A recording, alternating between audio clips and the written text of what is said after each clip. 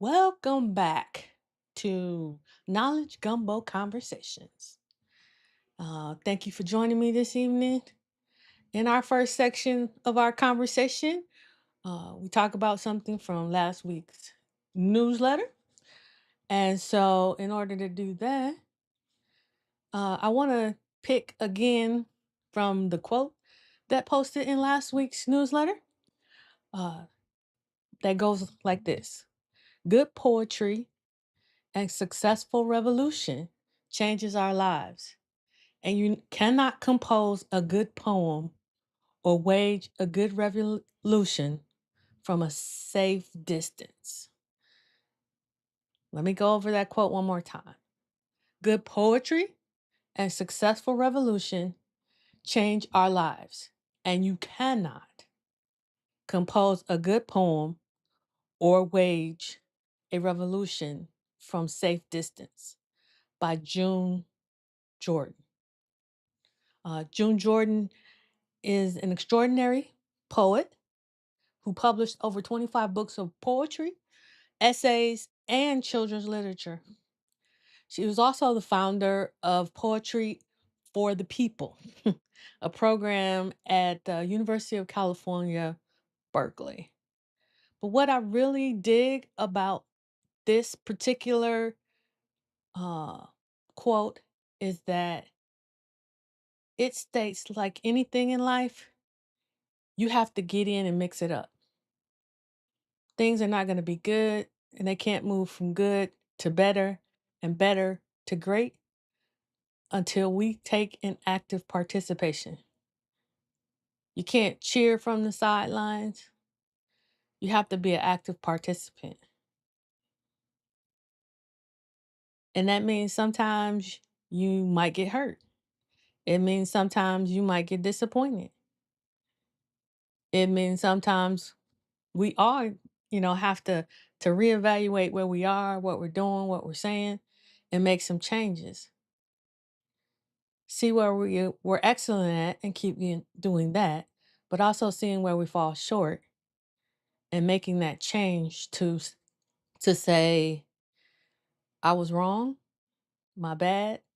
I'm going to change the actions that I'm taking going forward. Um, there's also this quote or saying that's been out, that the revolution will not be televised. But I think really, based on what we're seeing now and where we're going forward, the revolution will be streamed. And those of us who are participating have to have enough positive and good streaming out to the world so that we can combat all the negativity, so that we can give people a choice of what they want to see, what they want to listen to, what they want to participate in. Because it's not enough for you to get momentarily pumped up, momentarily motivated. It has to be intrinsic. It has to enter your heart, enter your soul to make you want to move. Because revolution, the root word rev, means to move. If we evolve, it's movement. It's not standing still. It's not talking to get game. It's not criticizing what other people are doing or complaining about what's not getting done. If there's something you don't like, then that's something that you can work on. That's something that you can do. And if that skill set is not in your wheelhouse, you still have a responsibility to support someone who does have those skills and who are trying to get that thing done or get that message across. I really appreciate this quote because it's so universal in that you have to get in the mix. You cannot stay on the sidelines in the safe zone and expect things to get done. Or if you're on the sideline and you're not doing anything, You don't have a right to judge. You don't have a right to criticize. And I'm seeing that a lot with the elections that just happened yesterday. A lot of people are criticizing right now. A lot of people are judging right now. But did you vote? Did you go out and help a candidate that you believed in their platform, no matter whether they were Democrat or Republican? I would tend to think not, especially if you're online complaining or crying or whining. There are consequences for every action, but there are also consequences for every inaction. You doing nothing is still a decision. You doing nothing is still a decision not to move, not to make change. Unlike Switzerland, you cannot be neutral. Whether you do or whether you don't is still a decision. So we have to own up to it and ask ourselves, where in this fight, where in this revolution can I add value and go out and add that value? It doesn't have to be grand. It can be small, because everything grand started out as one small step. So you have no cause to say, I can't do anything. I can't participate. This is out of my wheelhouse. I can't do this. I can't do that. Because every time you tell yourself that you can't, you're right. Because you're speaking it into existence. You're speaking into to convincing yourself that you can't do it or it can't be done. And because your whole being doesn't want to make you out a liar, it'll help you to not do it. A lot of procrastination and things like that come from internally, because you're saying you can't do it and your mind and your body doesn't want you to be a liar. So it'll make you sleepy when you've gotten plenty of sleep. It'll make you hungry, so you're munching all day and you don't get anything done. You'll be busy, but you won't be productive. So give yourself a break. Grant yourself a little bit of grace, but recalibrate and take an action, because remember, revolution doesn't happen from a safe distance. Let's check out our next session for today. We're going to address it or let it go or let it slide. I got to update that slide.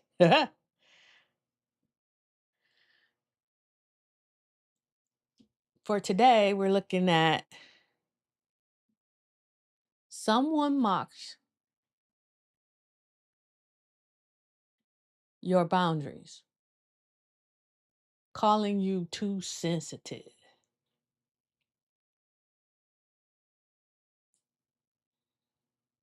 Do you address it or do you let it slide? Again, someone mocks your boundaries by calling you too sensitive. Do you address it or do you let it slide?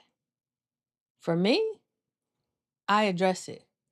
Boundaries are very, very important, especially when it comes to your core values. It keeps you going in the path and the direction that you want to go in. And usually, when someone tells you you're too sensitive, they're either jealous that you have the discipline to stay within your boundaries, or they're looking to control you, and your boundaries do not allow for them to be in control. But at certain points too, it's like you get to a point where this is my boundary and you can say whatever you want to say. And I'm gonna in essence let it slide from the standpoint of I'm gonna do what I'm gonna do and it doesn't matter what you say. But I think in the beginning, if people are marking your boundaries, you reinforce the boundaries. Don't worry about what they call you. Worry about who you know yourself to be and who those boundaries help you to become. and to remain. So, I mean, don't get that twisted. Because people try to be all, like I said, in your business, trying to control stuff. And in reality, you want to remain in control because you're in charge of controlling your controllables. And you cannot relinquish who you are, who you're becoming, or who you want to be to make other people feel comfortable. And sometimes you can get a little petty with it. You know, somebody says you're too sensitive, and you go, well, how so? Explain it to me. Break it down so I can understand. Because boundaries make sense to me. Why don't they make sense to you? Like I said, you can get a little petty with it, but that works for me. Put it back on other people. Don't you go on the defensive. Help them to explain it to you. But like I said, for me, if it's a beginning situation, I'm going to address it. If it's someone who just doesn't want to let it go, they bring it up every time you see them, I just let it slide, knowing that I'm going to do me and they can say whatever they want to say. It's not going to change anything. And sometimes that's more frustrating to them than anything else, is if you don't even acknowledge their dysfunction. But let me know below. Is this a point where you would address it or will you let it slide? Or maybe another question to ask, and you can comment below, is do you have defined boundaries? Give me a thumbs up or a thumbs down in the comments. Do you have defined boundaries? That this situation could even come up for someone calling you too sensitive? Or are you not protecting yourself because you don't have boundaries? Just something to think about.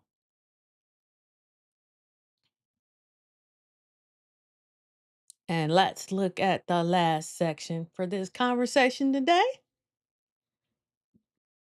What else don't I know? I wasn't sure at first what I was going to do for this evening's What Else Don't I Know?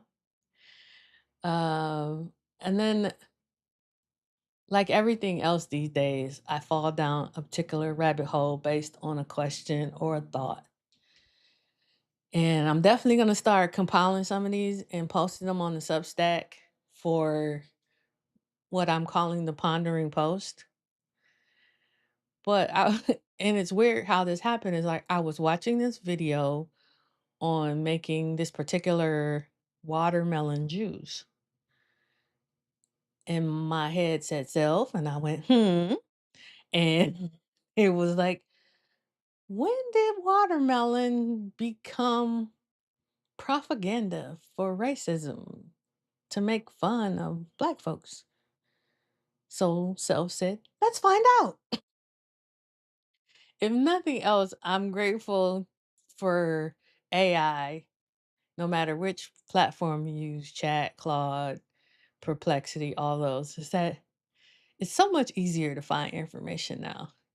Back in the day when we had to go to the library and count on my old friend Dewey Decimal System to find the right book and go pull it out.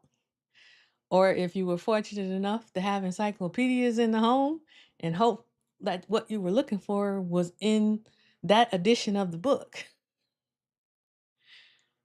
But Self went into AI and was looking up the history of how watermelon became used as racist propaganda. Came to find out it didn't happen until post Civil War. So watermelon was just considered like any other fruit during slavery. But after the Civil War, and you had all these slaves that were now free and trying to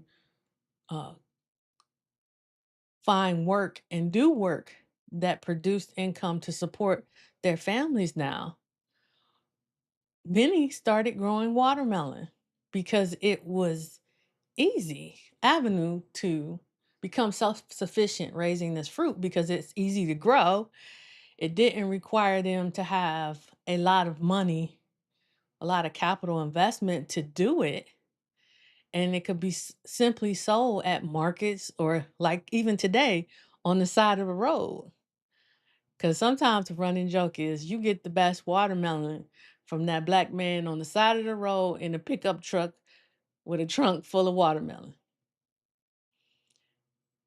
So that fit into the narrative is it was easy to grow. It didn't require a lot of capital investment and you could sell it at a profit at markets or like I said, on the side of the road. You didn't have a lot of overhead. It became racist propaganda because farmers and returning soldiers from the South did not want Blacks to get financial independence. And so they created imagery of postcards, of advertisements, of music, and other media that perpetrated Black people as lazy, simple minded, that had childlike mindsets that ate this fruit, that it was a part of them being unfit and that they couldn't handle their freedom and that they weren't responsible or couldn't be responsible citizens and participate in citizenship. So it also became, a part of the lexicon of comedy later on radio. But going forward, it was used, it was weaponized. And that I was like, wow, totally, totally surprising for me that they would go through all of this. How you say surprising but not surprising? But that's it for today's Knowledge Gumbo conversations. Thank you for hanging out tonight.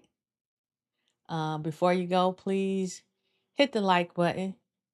Share this with somebody who would appreciate the good word we shared today. Please feel free to head over to Knowledge Gumbo newsletter, which comes out every Friday morning, so that you can get your weekly fix. Feel free to use wrong one, QR code. And join us if you want to go in more depth on a weekly basis where we share what's going on in the world, where we highlight on a Black woman of significance and try to share wisdom and a little bit of comedy and levity at the end of your week. If you're watching this on replay, please comment below #replaygang. I want to find out who's coming in after the fact. And I appreciate the time that you've given me because that's the only commodity that we can never get back. And I appreciate the fact that you share some of it with me. And all the links for the appropriate places will be put in the description below. I appreciate your time. And we will definitely see you next week. Beat drops heavy, heartbeat steady, ready. Check the mirror, see a queen in the reflection, no doubt, full steam, no